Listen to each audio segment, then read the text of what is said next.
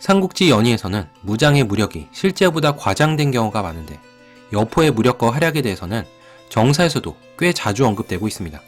정사에 따르면 여포는 활쏘기와 기마에 능하고 힘이 남보다 뛰어나서 비장이라고 불렸다고 합니다. 이후에 원소와 싸울 때는 병사들이 여포를 두려워해서 아무도 가까이 가지 않았다라는 기록도 있습니다. 여포는 병주 자사를 지내고 있었던 정원의 눈에 띄어서 그의 부하가 됩니다. 이후에 대활약하는 장류 또한 정원에 의해서 스카우트된 인물입니다. 정원 자신도 투박한 스타일의 무장이었기 때문에 서로 통하는 게 있었는지 여포를 굉장히 잘 대해줬다고 합니다. 정원은 여포와 함께 북방에서 마적들을 소탕하면서 명성을 떨치고 있었는데요. 하진이 환관에게 죽기 전에 내린 소집 명령에 응해서 낙양 근처에 주둔하고 있었습니다. 그런데 동탁이 몰래 여포에게 접근합니다. 그리고 여포는 자기를 아들처럼 대했던 정원을 죽이고 군을 동탁에게 바치게 됩니다. 동탁은 당연히 크게 기뻐하면서 여포를 환영했고요. 이 둘은 부자의 연을 맺었다고 합니다. 이렇게 동탁은 하진과 정원의 병력까지 흡수하고 수도의 군사 대부분을 차지합니다. 동탁이 소재를 낙양으로 데려왔을 때 최열이라는 신하가 어서 병사와 함께 물러가라고 호통을 치자 동탁은 그에게 내가 3000리 밤낮을 달려왔는데 당신의 목이라고 자르지 못하겠소 라고 말하면서 위협했다고 합니다. 군권을 장악하고 무서울 게 없었던 동탁은 자기 마음대로 행동하기 시작합니다. 동탁은 먼저 소재를 폐위시키고 대신 동생 유협을 황제에 올리려고 합니다. 왜 굳이 소재를 폐위하려고 했는지에 대해서는 여러 가지 설이 있는데요. 아무래도 그동안 권력을 쥐고 있었던 소재의 어머니 하태우의 존재가 걸리적거려서 아예 새로운 판을 짜기 위해서였다는 설이 있고요. 유협을 길러준 동태우가 같은 동시라서 유협에게 친근함을 느꼈다는 주장도 있습니다. 동탁은 소재를 만난 직후에 이렇게 말했다고 합니다. 환관들이 난을 일으키게 해서 이 난리가 났으니 폐하께서도 책임이 적지 않으십니다. 이걸 보면 동탁은 소재를 보자마자 혹은 그 전부터 소재를 폐위시킬 생각을 했던 것 같습니다. 동탁은 신하들을 불러 모아서 과거의 이윤을 예를 들어 소재를 폐위할 계획을 발표합니다. 이윤은 은나라의 전설적인 재상이었는데 당시 왕이었던 태갑이 부덕한 모습을 보이자 태갑을 감금했었던 인물입니다. 동탁이 소재를 폐위하려고 하자 반대하는 이가 많지 않았었다고 합니다. 하지만 정면에서 소재 폐위에 반대하는 인물들이 있었는데요. 바로 노식과 원소였습니다. 노식은 동탁에게 이렇게 말했다고 합니다. 소재가 어리고 왕이 된 지 얼마 되지 않아서 뭔가 딱히 잘못한 것도 없는데 소재를 폐위한다는 건 잘못된 일이다. 그렇기 때문에 이전 고사와 비교할 일도 아니다. 동탁은 화를 내면서 노식을 죽이려고 했지만 주변 신하들이 말려서 죽음을 면할 수 있었습니다. 얼마 후 동탁은 원소를 불러서 어리석은 소재를 폐위하고 영특한 유협을 황제로 올리자고 하는데 원소는 지금 소재를 폐위하면 사람들의 공감을 얻지 못할 거라면서 반대합니다. 그러자 동탁은 이 풋내기야 내가 하자고 하는 일인데 누가 감히 따르지 않겠느냐 라면서 화를 냈다고 합니다. 그러자 원소는 천하의 강한 자가 당신뿐이겠소 라면서 자리를 박차고 나갔다고 합니다. 그리고 원소는 그 길로 낙양을 탈출하게 됩니다. 하지만 이후에 주석을 달았던 배송진은 만약에 원소처럼 말하면서 자신의 야망을 드러냈더라면 동탁에게 당연히 죽임을 당했을 거라면서 이 대화가 심히 과장된 거라고 적고 있습니다. 원소가 낙양을 탈출했다는 걸 알게 된 동탁은 원소를 죽이지 못한 걸 몹시 후회했다고 하는데 당시 동탁의 신뢰를 받고 있었던 주비와 오경이 원소는 동탁님이 너무 무서워서 도망간 거지 나쁜 뜻이 있어서가 아니라면서 오히려 태수 자리를 줘서 회유하자고 설득합니다. 삼국지를 읽다 보면 태수와 자사라는 직책이 자주 등장합니다. 한나라는 지방을 여러 주로 나누었습니다. 그리고 이 주는 여러 군으로 나뉘었고 군은 다시 여러 현으로 나뉩니다. 자사는 주를 다스리는 관리를 말하고 태수는 그 밑에 군을 다스리는 관리를 말합니다. 얼핏 보면 자사가 태수보다 더 높아 보이지만 실상은 태수보다 급이 오히려 낮았고요. 실질적인 군사력도 자사가 아닌 태수에게 있었습니다. 하지만 한나라 말에 와서는 자사에게도 군권이 주어져서 태수와 자사의 차이가 애매해집니다. 주비와 오경은 사실 원소와 뜻을 같이 하고 있었기 때문에 계속 동탁에게 불리한 인사결정을 하게 만듭니다. 이때 주비와 오경이 청거해서 태수가 된 인물에는 한복, 유대, 공주, 장막 등이 있었는데요. 이후에 이들 대부분이 반동탁 세력이 됩니다. 얼마 후 동탁은 하태우가 이전에 동태우에게 불효를 했다는 이유를 들어서 하태우를 죽입니다. 그리고 동탁은 부하 이유를 보내서 폐위된 소재를 죽이게 합니다. 이유는 소재에게 만병통치약이 있다면서 주려고 하지만 소재는 아무 병도 없는 자신에게 약을 주는 걸 이상하게 여겨서 그것이 독약이라는 걸 눈치챕니다. 소재는 억지로 주는 독약을 마시고 죽기 전에 부인 당희에게는 재혼하지 말라는 부탁을 했다고 합니다. 소재를 폐위한 결정이 건재했었던 하태우의 세력을 잠재우고 자신의 세력을 견고하게 만들었었기 때문에 동탁이 의외로 주도 면밀한 인물이었다고 보는 시각도 있지만 아무 잘못도 없는 소재를 무리하게 죽임으로써 정당성과 명분을 잃게 됩니다. 그렇기 때문에 이 결정은 대외적으로 동탁을 고립시키는 악수가 됩니다. 소재가 죽고 대의명분은 동탁에서 원소로 넘어가게 되었고요. 원소는 이 명분으로 반동탁 세력을 결집시킬 수 있었습니다. 그리고 동탁은 본격적으로 자신의 잔인한 성미를 드러냅니다. 정사에 기록된 동탁의 악행이 너무 많아서 몇 가지만 짧게 언급하자면 이전 황제들의 능도굴, 공주 강간, 주민 학살 등이 있습니다. 사소한 잘못으로 신하들을 죽였다는 기록도 많이 있습니다. 요용종이라는 신하가 동탁에게 무언가를 보고할 때 검을 풀지 않았다고 때려 죽였다고 합니다. 그 밖에 불태워 죽이기, 삶아 죽이기가 취미였습니다. 술잔치를 할 때 포로 수백 명을 불러다가 혀와 눈을 뽑고 팔다리를 자르고 가마에 넣고 삶았다고 하는데 이 중에서 미처 죽지 않은 이들이 잔치에 초대받은 사람들 사이에서 굴러다녔다고 합니다. 모인 사람들이 다 전율했지만 동탁만은 태연히 술을 마셨다는 기록이 있습니다. 그리고 동탁에게 희망이 없다는 걸 확인한 조조와 원술도 낙양에서 탈출하게 됩니다. 낙양에서 동탁이 폭정을 하고 있을 때 유비 또한 나름 열심히 살고 있었습니다. 정사에서는 유비의 생김새에 대해서 손을 아래로 내리면 무릎에 닿았고 눈을 돌려서 자신의 귀를 볼 수 있었다고 적고 있습니다. 그리고 귀가 유별나게 크고 수염이 부분적으로 없었다는 기록도 있습니다. 유비는 황족 출신으로 어려서 부친을 여의고 어머니 밑에서 돗자리와 신발 장사를 했다고 합니다. 그러다가 친척 어른인 유원기가 학비를 지원해줘서 노식의 제자로 들어가게 됩니다. 1편에서 말씀드린 것처럼 유비는 학업에는 별로 관심이 없었고요. 옷 입는 것과 사람들과 어울리는 것에만 관심을 보였다고 합니다. 유비는 우연히 장세평과 소쌍이라는 상인들을 만나게 되는데 유비가 생김새가 범상치 않다면서 대화만 조금 나누더니 많은 재물을 줬다고 합니다. 그리고 유비는 이 돈으로 많은 무리를 모으게 되는데 관우와 장비도 이때 만났던 것 같습니다. 관우와 장비에 대해서 정사에서는 혼자서 10,000명을 상대할 수 있다는 의미의 만인지적이라는 표현을 사용했고요. 주유전에서는 곰과 호랑이 같은 장수라고 언급하고 있습니다. 관우와 장비는 여러 사람이 있는 곳에서도 서서 유비를 모셨고요.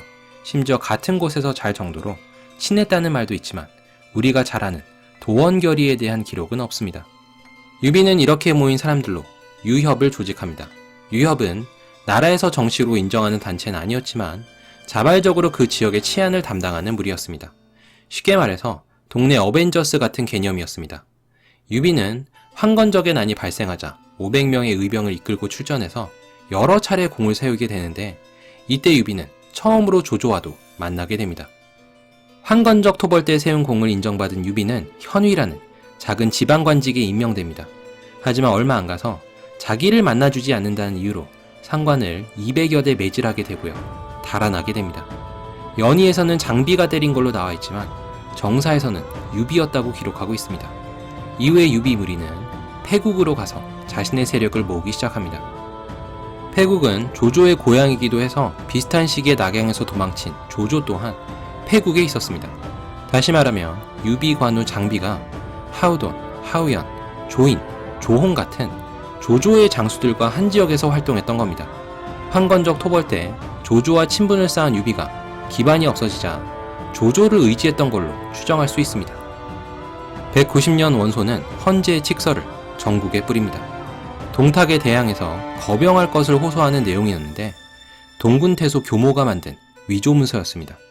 이 위조문서를 받아든 군웅들은 전국 각지에서 몰려듭니다. 이 반동탁군에 참가한 대표적인 인물에는 원소, 원술, 조조, 송견, 유대, 한복, 공주, 왕광, 교모, 장막, 포신이 있었습니다. 유비도 조조와 함께 반동탁군에 참가하게 됩니다. 삼국지 연의에서는 마등과 공손찬도 반동탁연합에 참여했었다고 적고 있는데 정사에서는 참여했다는 기록이 없습니다. 반동탁연합에 참여한 유대 한복 공주 장막은 주비와 오경에 의해서 동탁에게 청거된 인물이었습니다. 동탁은 이들이 자신에게 반기를 들었다는 소식을 듣고 주비와 오경을 처형합니다. 대군이 다가오자 동탁은 낙양을 버리고 장안으로 천도할 것을 결정합니다. 동탁은 장안으로 도읍을 옮기면서 낙양을 폐허로 만들게 됩니다. 하지만 자신은 낙양에 남아서 수비를 맡게 됩니다. 전쟁 초반 승기를 쥔 쪽은 동탁이었습니다. 동탁은 가짜 본진이 밀리는 척하면서 몰래 정예병으로 후방을 치는 전략으로 왕광의 군을 박살냅니다. 반동탁군은 낙양을 포위하고 있었지만 왕광군이 전멸에 가까운 패배를 하는 걸 보자 아무도 먼저 나서려 하지 않았습니다. 사실 이때 모인 장수들에게는 동탁을 토벌하는 것보다는 서로를 견제하는 데 더 신경을 쓰고 있었기 때문에 최대한 자신의 군사력을 보존하고 싶어 했습니다.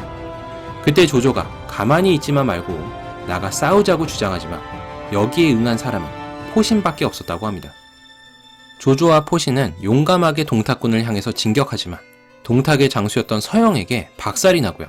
조조는 거의 죽을 뻔했다고 합니다.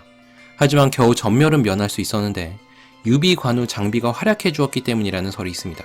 이때부터 조조가 유비와 관우를 눈여겨본 게 아닌가 생각됩니다. 이때 붉은 혜성처럼 등장한 인물이 있었는데 바로 송견입니다. 송견은 어렸을 때부터 전장에서 활약한 용맹한 무인이었지만 책과는 담을 쌓았었다고 합니다. 손자병법을 쓴 손자의 후손이라는 설도 있는데 확실치는 않습니다. 송견은 황건적의 난때에 주중과 함께 큰 활약을 펼쳤다고 합니다. 사실 송견은 동탁과 악연이 있습니다. 185년 서량 지역에서 변장과 한수가 난을 일으켰을 때 조정은 장훈을 총사령관으로 삼고 난을 진압하게 합니다. 이때 동탁과 송견이 장훈을 도와서 군을 지휘하고 있었습니다. 한 번은 총사령관이었던 장훈이 동탁을 불렀었는데 한참이 지나서야 장훈에게 도착했고요. 와서도 장훈에게 매우 불손하게 대했다고 합니다. 이걸 지켜본 송견은 장훈에게 동탁이 명령에도 따르지 않고 상관에게도 무례하게 대하니 즉시 처형해야 한다고 말하지만 장훈은 지금까지 동탁의 공이 크다면서 처형하지 않습니다. 그 후에 동탁과 송견은 사이가 멀어졌다고 하고요. 장훈은 이후 동탁이 정권을 잡자 처형됩니다. 그런데 남쪽에서 낙양을 향해 진군하던 송견은 매우 이상한 행보를 보입니다. 송견은 북상하면서 먼저 형주 자사였던 왕예에게 분명하지 않은 죄목을 씌워서 죽입니다. 아마 왕예가 평소에 자신을 무식하다고 무시한 것에 대한 원한이 있었던 것 같습니다. 송견은 거기에 멈추지 않고 자신을 환대해주던 남양태수 장자를 살해합니다. 장자를 죽인 이유는 더 황당한데요. 군대가 지나갈 때 길을 청소하지 않고 협조적이지 않았다는 게 이유였습니다. 이렇게 상관 2명을 아무렇게나 죽인 패류나 송견은 자기 이상의 패류나 원술에게 남양 땅을 전부 바칩니다. 송견은 그 이후에도 이상하게 원술에게만은 계속 약한 모습을 보입니다. 그 사이에 왕위의 후임으로 형주 자사가 된 유표가 송견의 영지였던 장사를 차지하게 됩니다. 송견은 무서운 기세로 낙양을 향해서 진군했지만 앞서서 조조를 격파한 동탁의 부장 서영의 공격을 받고 참패를 당합니다. 이때 자신의 트레이드마크였던 붉은 두건을 부하에게 줘서 겨우 살아났다고 합니다. 서영은 연의에서는 엑스트라 정도로 등장하지만 정사에서는 위나라의 시조 조조와 오나라의 시조 송견을 박살낸 대단한 장수였습니다. 하지만 그 후 송견은 승승장구하게 됩니다. 군을 재정비한 송견은 먼저 여포와 화웅과 맞서서 승리를 거두게 되고요. 화웅의 목을 베니다. 연의에서는 관우가 술이 식기 전에 화웅의 목을 벤 걸로 나오는데 정사에서 화웅을 죽인 건 송견이었습니다. 그리고 직접 군을 이끌고 나온 동탁마저도 무찌르게 됩니다. 중간에 원술이 송견을 의심해서 식량 보급을 중단했는데 송견은 원술을 직접 찾아가서 의심을 풀었다고 합니다. 아마 원술은 송견이 동탁과 같이 되려는 야망을 품고 있는 게 아닌가 의심했던 것 같습니다. 원술의 의심을 푼 송견은 계속 낙양으로 진군했고요. 동탁군과 여포군을 차례대로 격파합니다. 그리고 더 이상 낙양을 방어하기 힘들게 된 동탁은 낙양을 버리고 장안으로 철수하게 됩니다. 그리고 191년 4월 송견이 낙양에 입성합니다. 이렇게 송견은 거의 혼자만의 힘으로 낙양까지 탈환하는 엄청난 활약을 합니다. 하지만 낙양은 이미 동탁에 의해서 초토화된 상태였습니다. 송견은 낙양에서 도굴당한 무덤을 수리하고 이전 황제들에게 제사를 지냅니다. 그러다 우연히 어떤 우물에서 엄청난 보물을 얻게 되는데 바로 옥새였습니다. 그리고 원술의 똘만이 아니랄까봐 송견은 그 옥새를 원술에게 고스란히 바칩니다. 반동탁군은 동탁군을 상대로 승리를 거두긴 했지만 내분으로 인해서 더 이상 장안까지 진격할 추진력을 얻지 못하고 그대로 와해됩니다. 군주들을 통제할 수 있는 중앙정부가 붕괴됐기 때문에 군웅들은 자신들의 영지로 돌아가서 군사력을 늘리면서 군벌화되기 시작합니다. 이제부터 중국은 본격적으로 서로 먹고 먹히는 군웅할거의 시대로 돌입하게 됩니다. 그리고 이 약육강식의 세계에서 가장 먼저 죽임을 당한 인물은 송견이었습니다.